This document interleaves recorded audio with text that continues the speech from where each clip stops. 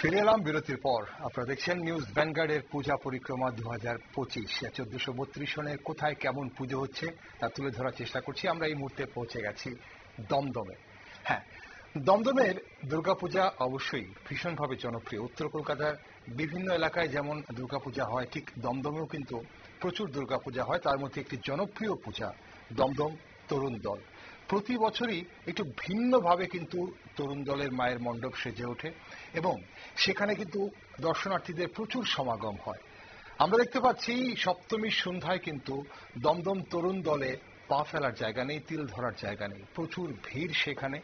এবং প্রতি বছরের মতো এবারও থিমের পুজো হচ্ছে এবং সেই থিম কেন্দ্রিক পুজো দেখার জন্য উত্তর কলকাতা সহ আশপাশের এলাকার প্রচুর দর্শনার্থীরা কিন্তু এই মুহূর্তে দমদম তরুণ দলে ভিড় করেছেন।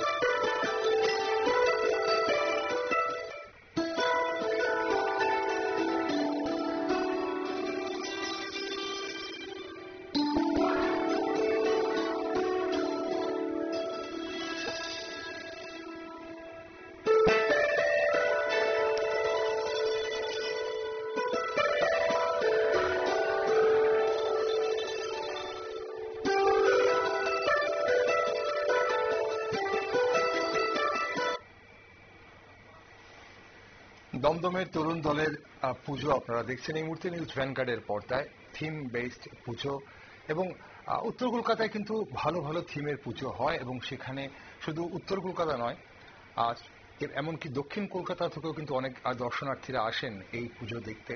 আর তরুণ দল তেমনই একটি পুজো, বনেদিয়ানা পুজো, যেখানে একটু অন্যভাবে প্রত্যেক বছরই পুজো করেন এরা। মাতৃবন্দনায় আয়োজন করেন কর্তৃপক্ষ।